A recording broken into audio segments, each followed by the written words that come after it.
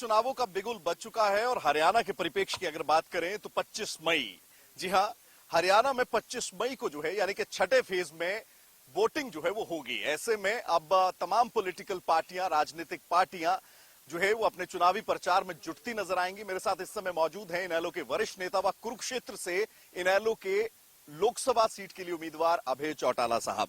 तो साहब, सबसे पहले दावेदारी आपने जो है लोकसभा की कुरुक्षेत्र सीट से जो है पेश की है। इंडिया गठबंधन अलायंस के वहां पे कैंडिडेट हैं। क्या समीकरण देखे हैं सर और किस तरह से इस कंटेस्ट और चुनाव को लड़ने की तैयारी में? ये मेरी दावेदारी नहीं, ये हमारी पार्टी का फैसला है। ये कुरुक्षेत्र की जनता का फैसला है। हमने पहले लोगों का मन टंटोड़ा अच्छे से कि किस सीट पे किसको उम्मीदवार बनाया जाए। हमारी एक 5 मेंबर्स की कमेटी थी जो 10 के 10 लोकसभा क्षेत्र में गई और सब जगह पे कौन कौन कैंडिडेट बनाए जाए, आम लोगों की राय भी जानी उन्होंने और पार्टी के कार्यकर्ताओं से भी बातचीत करी।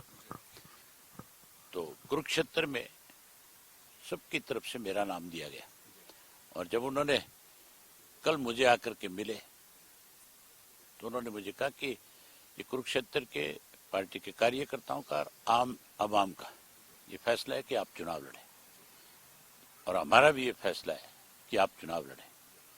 जब हमारी कमेटी ने ये फैसला कर लिया तो फिर मान करके चलो, मैं पार्टी का सिपाही हूँ, मेरी जिम्मेवारी बनती है कि जो जिम्मेवारी पार्टी मुझे लगाएगी मैं उस पर अपनी जिम्मेवारी अच्छे ढंग से निभाऊं। देश का नेतृत्व तो आप करते आ रही हैं लगातार इलाहाबाद विधानसभा से, लेकिन लोकसभा के इस रण में आप उतरे हैं सर।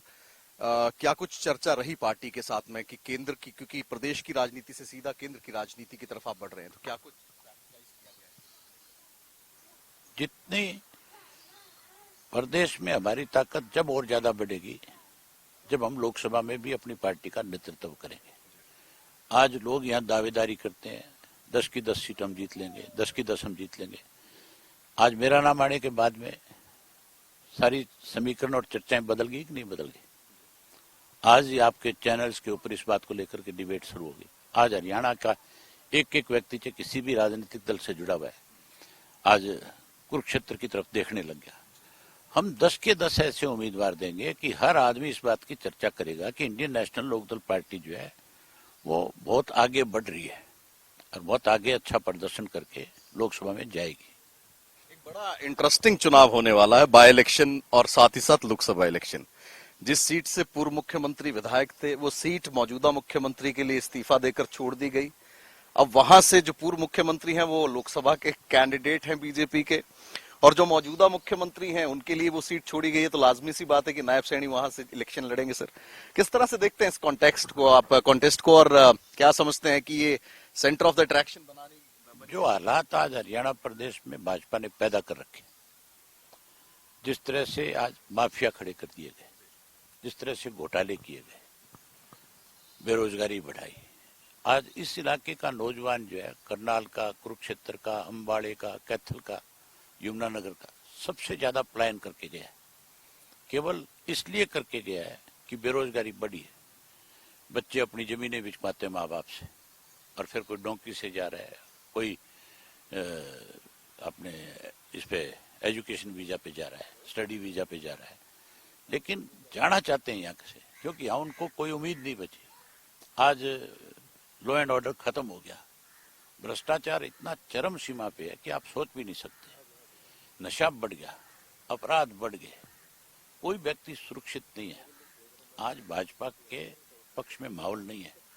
मोदी के नाम पे 300 पार का, 400 पार का नारा दे करके सत्ता में आना चाहते हैं। अब वक्त निकल गया। अब तो हालत ये होगी, मैं आपको बताऊं, अगर ईमानदारी के साथ इस भाजपा को कोई सत्ता से बाहर करना चाहता है तो ये जो विधानसभा की सीट है, इस विधानसभा की सीट के ऊपर जो बीजेपी को सत्ता से उखाड़ना चाहता है वो सारे इकट्ठे हो जाओ और वो इकट्ठे होकर के ये फैसला ले लो कि हमने एक उम्मीदवार उतारना है।